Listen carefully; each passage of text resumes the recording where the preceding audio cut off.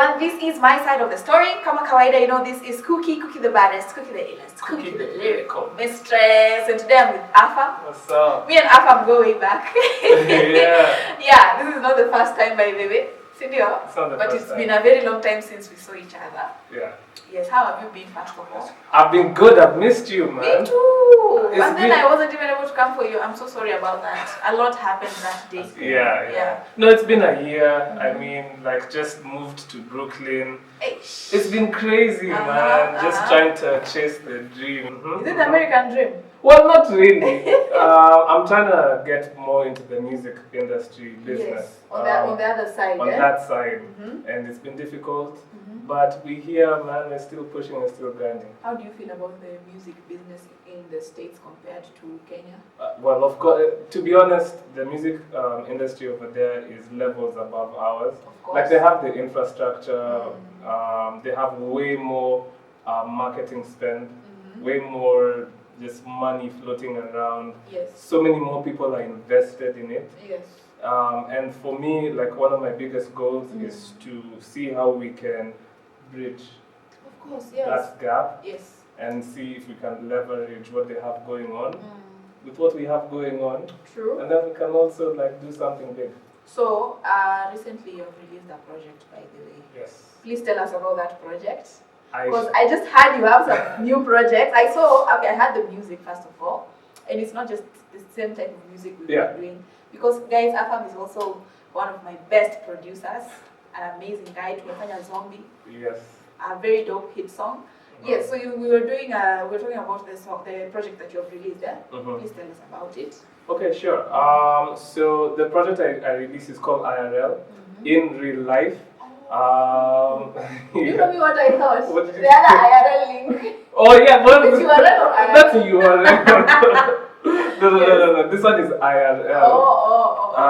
And it features 4 very, very talented Kenyan R&B women. It features Zoe Kengocha, Stacy Kamatu, Terian Iraki, and Zaituni Wamboi. So yeah, I worked on this since June last year. Hey, it has taken that long. It's taken long because, you know, I'm doing things myself. Yes. I don't really have a team behind me. So you're the one who's doing production? I'm doing production. So then I had Hendrik Sam, who you guys will know, he produces for Sauti Soul, Pina Benson, Viri. Hendrik Sam is big time. So I hit him up. I was like, bro, I'm trying to record a project, but I'm all the way in Brooklyn, so I need you to, like, help me. And he did. So he did the recording sessions. And then, so after they recorded, he sent me all the stuff. So I did the mixing, the mastering. And then now after that, I had like a photo shoot, and I also had to learn how to do all the editing of the Yes, I've seen, like, it's very unique. Yeah. The graphics that you've got going on your project is very, very unique. I actually wanted to know who is doing marketing for this guy. You're doing that yourself? It's everything you've seen, like, aside from the process of actually taking those pictures. Yes. But all the edits, whatever, is me. Wow. Like, I've been learning Photoshop because I don't have a team. I don't have a big budget. I understand, yes. So, and being an independent artist, it comes with those type of, you know, activities and challenges. Yeah. Exactly. Yeah. And we had to, like, make some content. So even the videos, I shot a lot of that stuff on my phone. Wow. And although I did have a friend called Guitar who's out there, he also makes music, and he helped me film one of the videos on, like, one of those, like, what do you call them? Those old cameras. Okay. Yeah, so the vintage cameras. Yeah, those vintage cameras. Yeah, the very cheap ones. You know what I mean? Yes. Like, because for me, my aesthetic was that old, like, you know, that, like, not high quality. Not high quality type of. Yeah, which is good because I didn't have a budget. So. But it's really dope. Actually, even if you told me, I wouldn't have assumed that is what you actually were going for. I just thought maybe this is now a strategy. It's part of the strategy for you to, you know, market and all that. Yeah. But also, other than that, how was it working with these R&B artists? You're exploring a very new genre. Yeah. I feel like that's a very new genre you're also exploring. So how was that also for you? It was an amazing experience, I can't lie. The way things started, like I had a whole plan in my mind. Like in June last year, July, I had a whole plan. I knew which artists they were, but like, you know, I ended up working with the people who wanted to work with me. Of course, yeah. At the end of the day, you have to. You understand. I understand how that yes. is, you know. So, bro, like Zoe, I've always wanted to work with her. And finally we had this chance. Zaitunia had met her, I think it was either 2022 or 2023. They were doing Tusker Nexters, actually right here where we're recording. Nice. And I met her at that time. And we said, yo, we need to work. So finally we did. Yes. Stacey Kamatu, I met her. I haven't met her in person, but like I knew about her music and we were following each other on social media. Yeah. So that's definitely a go ahead also for, you know, working with an artist. Exactly. Yeah. Like, yeah, be open to working with like artists, like even if you meet each other on social media but you vibe with each other, I mean, it's fine. It's fine. But the days you vibe with somebody on social media, but then in person, they end up ghosting you. Ghosting. I have been ghosted by so many people. Me too. Because I'm going to tell a story here of what happened last year. And then I got my lick back this year. You got your lick back? Yeah. Back in the day, it used to bother me. Yeah. Like being ghosted. But nowadays I developed a little bit of a thicker skin. Yes. And you just don't take it personally. Yeah. At the end of the day, we are all in this music industry trying to, you know, do something. And you have to understand, like, sometimes some of these people also have things going on, you know? Yes. So it's hard for them to work with everyone. They have planned their own projects. Yeah, They're doing other things. Yeah. Yes. And so the last one I worked with was Terian. Yes. And I knew her since 2016, back in the SoundCloud era. Like when everyone was just... That's a long time ago. Yeah, she used to release with some producers called, there was a duo called Twin Souls and another guy called Casa. Okay. Like people who know like the SoundCloud era, they'll know those guys. So used to really listen to her music heavy at that time. And imagine 10 years later is when, or almost like 9 years later, that's when we're working. Wow. So, yeah. But it's really, really dope to hear that. And now you're currently doing a media tour in Kenya. Let me ask you, why did you choose to do a media tour in Kenya and not back in the States? I will do a media tour back in the States. So luckily, out there, one of the good things that I've been able to do is network. So I found, an indie label found me and they listened to my music. Yes, I remember you told me about that. Exactly. Can you tell them about I will. I'll tell them more in depth about it, but they took me up and they took up this project, and essentially they're gonna help me put together like a small media tour when I go back.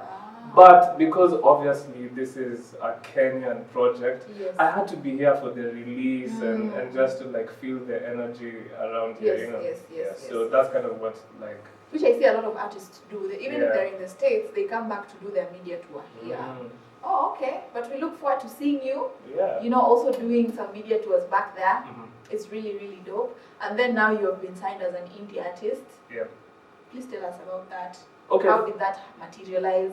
So this is the power of like networking and just also going for random events.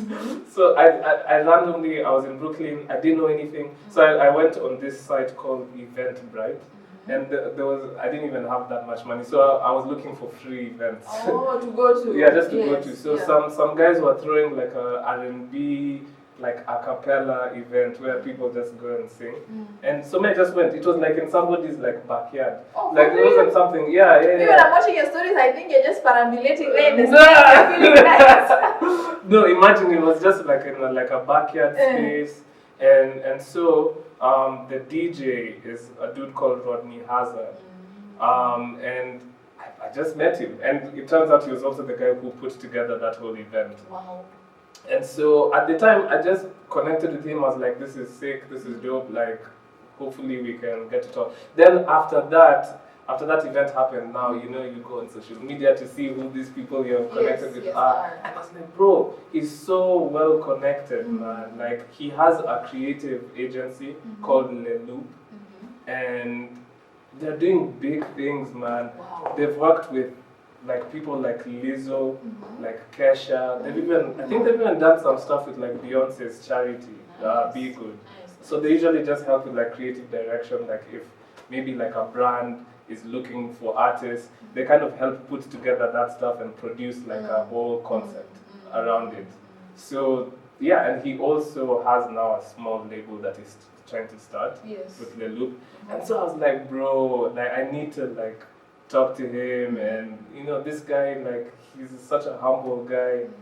And yeah, we had a meeting, multiple meetings, and I met the rest of his team, and we were like, yo, he liked the music. He really did. He did. Yes. And so I was like, wow, this is, at least, you know, I've been struggling in America, but that's one thing that has happened that was really So let me ask you, did he hear your previous projects, or the one that you recorded since June is what you gave him? That's what I gave him.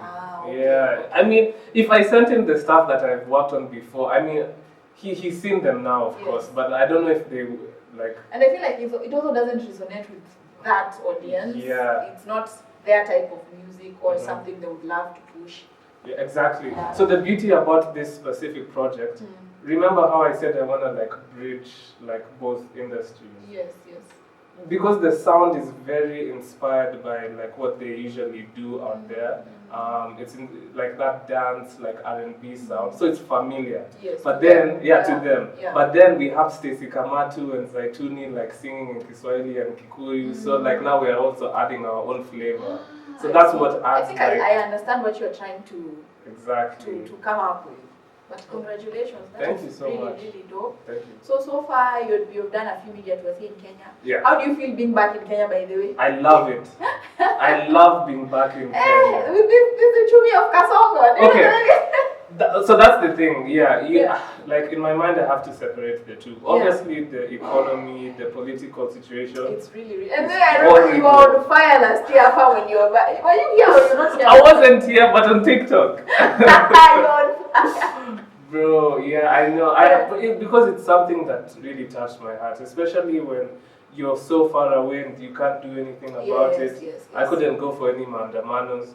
So I thought there was an organized mandamano over there. Yeah, but not where I was. Oh yeah, it wasn't where I was. It was in LA. I think they had one in like Washington DC maybe or something. Yes. I don't know. So it wasn't where I was. So I was thinking of ways to like also like contribute to the conversation. Okay. So I used my platform because I've built like a small platform on TikTok.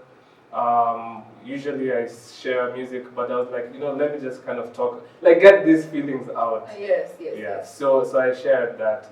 But like I was saying, the reason I'm happy to be back, obviously all my friends, back here. my family, yes. Like this place socially is such a nice place like to be. Out there, man, and a lot of people who live abroad will tell you like it can get very like lonely, very like all those guys are very, I don't know, it's like they're all, it's not selfish. What's the word I'm looking for? I think my cousin also mentioned something like that. They are just about themselves. Exactly. Yeah. There's for me anyway, I feel like there's a sense of community here that I can't find out there. Yes. And so for me, definitely, I feel way more comfortable when I'm back home. Yes. Also, the food is better. I know. It's just a better vibe. But me, I would like to try their, what is it called?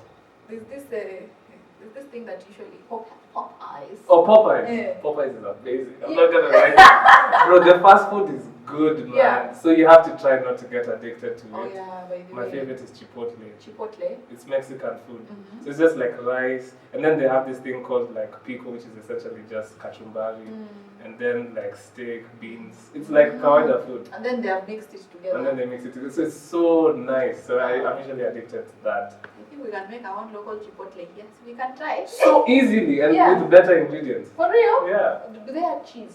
You can if you want. Oh, nice. But me, I don't have cheese. I'm not a very cheesy type of person.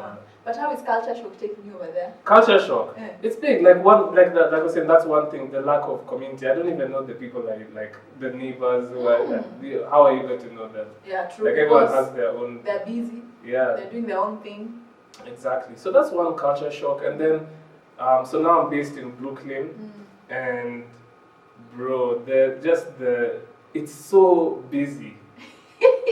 Like honestly, like every day there is something happening in New York, especially during the summer. Every day, Sunday to Monday, like there's something happening. The summer is almost here. Yeah. So the weather is good now. And then also it's a very culturally diverse like environment.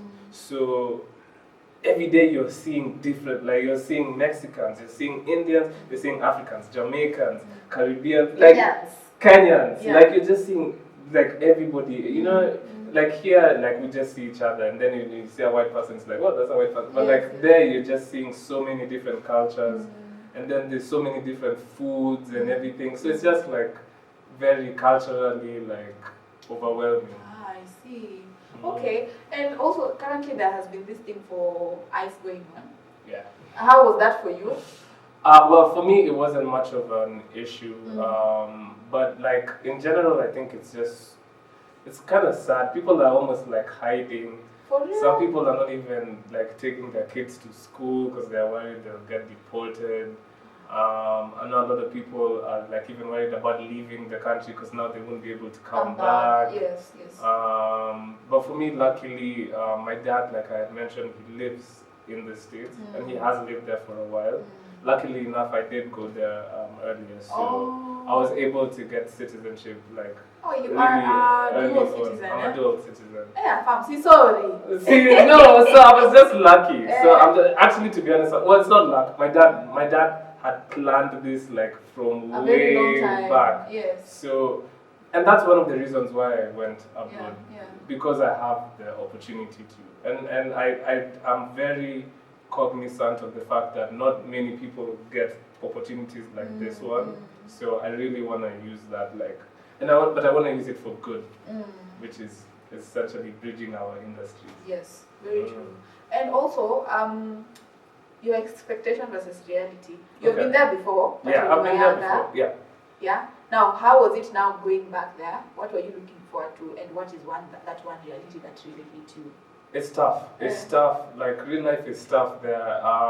Yeah, because before it was school, but now I'm trying to really find work. I'm trying to like really integrate myself and integrate myself into the music business. Yes. And yeah, the reality is, it's either you know someone, or you've interned at a place, or you've networked enough and bumped into the right people. Yes. And that's the reality. So for me, as an introvert, I really need to I need to get out of my shell. Yeah. And just like do way more networking. Cause bro, I'm telling you, I've sent so many job applications. I'm even tired, but I'm every day just sending applications, trying to like, so it's humbling also. Yes. Because from here you come like I've worked on these songs and this and that, and you think that will matter to them. Translate there. No. It's not going to translate. You're starting afresh, basically. Essentially, I'm a nobody. You just have to like completely remove anything, any ego you had or any like expectations, and really humble yourself and start from scratch. Yes. That place will humble you like badly.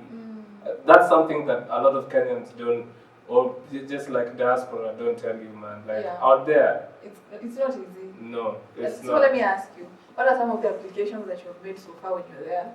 I mean, bro, I've done everything. Like, so in terms of music industry, labels, publishing companies, distribution companies, just anything in and around like the music industry. You're basically looking at the music but industry. No, but also opening my eyes to everything. Like, there's all the, because at the end of the day you have to survive. Yes. So also just looking for other different side hustles I can do in the meantime. So yeah, it's kind of those two types of things. So yeah, if I in the meantime, I'm definitely gonna just be doing my other stuff, but then also just waiting on at least one of these other opportunities to come for like my main thing. Yes. But I think that one of the things that has really helped me is like with this whole project that I released, it really opened a lot of doors. Like now meeting like Kina Rodney. Because now even through them, I'll be able to meet way more people. Yes. So yeah. And there's this theory that people usually say when you're in the States, Kenyans are very mean to each other. They set each other up. Really? Yes, that's one thing I hear. Okay. I also saw on TikTok. There was it's just I saw that. Yeah. Like, what is that about? Well, me personally, I can't lie. I've never experienced that, and it's unfortunate if it happens. So I don't think I can talk about it because I haven't experienced it. Yeah. But in my opinion, I think we should all support each other. Man. I know, and we should be there for each other. Yeah. But I don't think now that is the same thing. That I feel like in Kenyans in America, I feel like you have to go through the same struggles I went through. No, that is most of their mentality. Yeah. You have to go through what I went through because there's nothing for free. That's BS, man. Me honestly, if like I can develop a pathway to like be successful out there, I don't know why I would like gatekeep that information for somebody new coming in. You know. But I think that's the same behavior we have here in this country. It's foolish. Yeah, we gatekeep a lot of things even here, and then we transfer that same behavior there. Trust me, like you were in the music industry. We know, bro. People gatekeep things, and then first of all, we are. Even the successful people, let's just be honest, Cookie, like even the people who are successful in quotes in the music industry over here, that level of success isn't anything to brag about or over there. Yeah. You know what I mean? I understand 100%. Not on any level, financially, socially, socio-economically. Yeah. There's no reason to gatekeep anything. I think all of us we're still ground level, and we just need to help each other. Yes. In my opinion. Yeah. And currently, there has been this conversation that's been happening online. It was sparked by Calligraph interview. Okay. You know, the way he was saying Masauti is lazy, and we need to give each other more credit. He also talked about TikTokers, the way they're pushing the industry. From that conversation, do you think it is the right way to push music, especially in this country? I feel like we have a very long way, especially when it comes to pushing music here and the way it's pushed over there. Yeah. I feel like money is put there in different avenues where they're going to make back. Okay. But here, I feel like we are just putting money in one type of campaign. That is TikTok campaign. Okay. Yeah.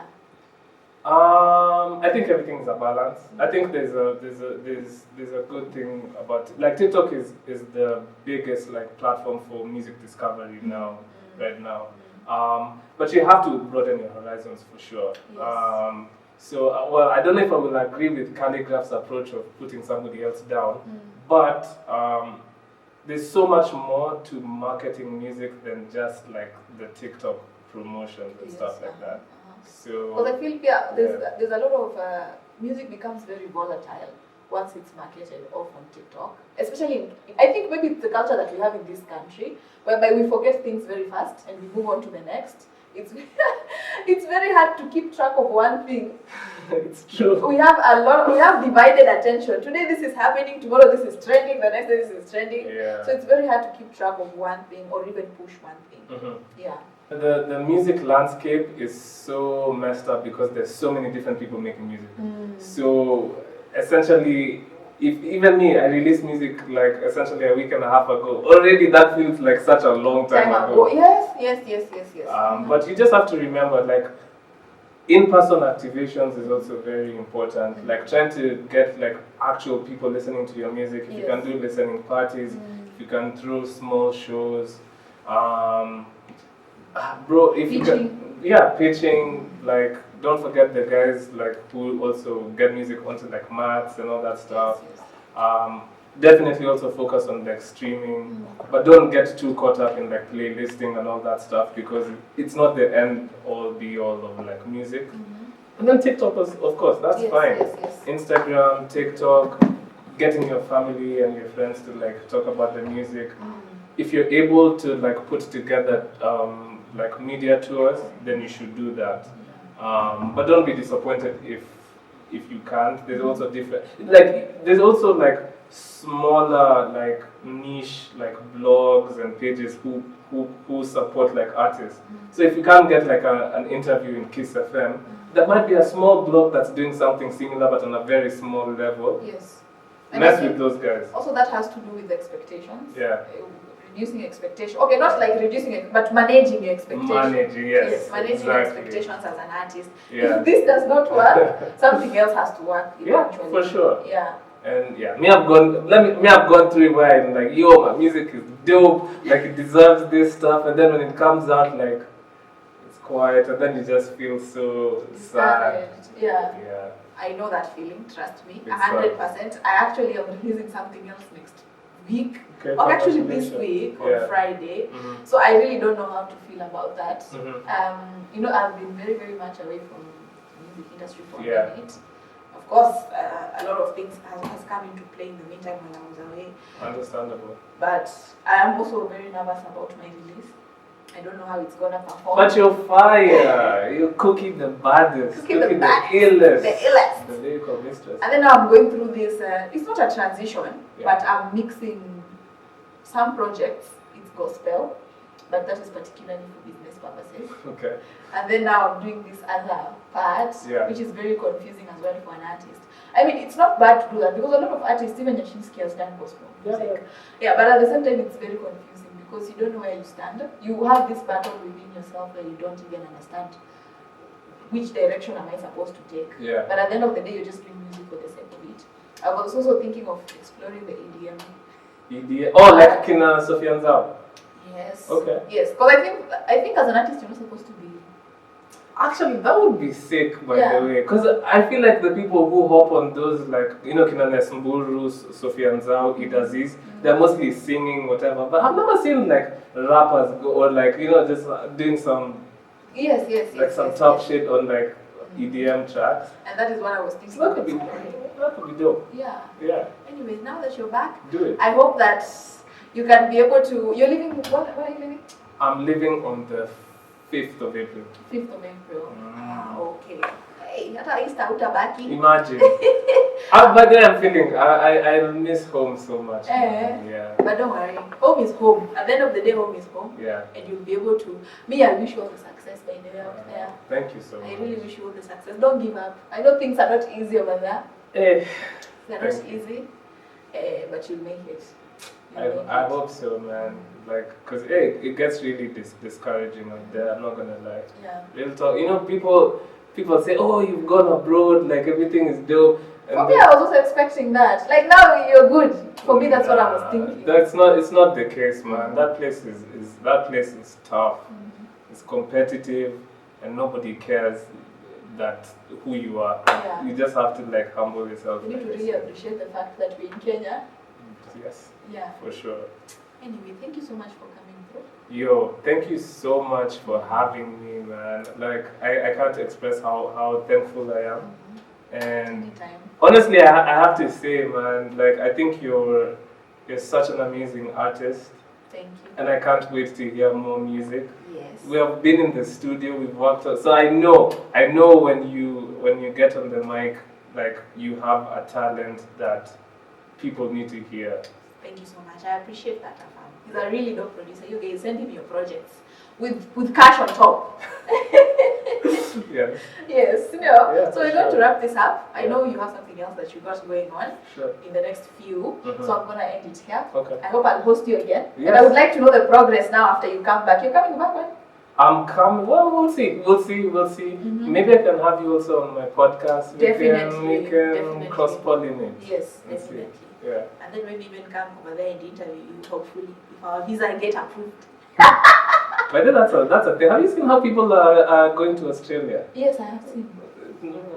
We'll talk about something like that off mic. Definitely. That one, we might just be taking our production team abroad. Okay then, thank you so much. Thank you. Have a good one. I wish you all the best. Thank you so much. Your media tours, I look forward to it. Yeah. Your interviews, I'm really, really looking forward to it. Yeah. Right. Thank you so much. Thank you. This has been my side of the story with Afam. Yeah, you know, that's super producer, super artist. Go and check out his latest project, guys. What are you doing? Anyway, thank you so much. Until next time. Until next time.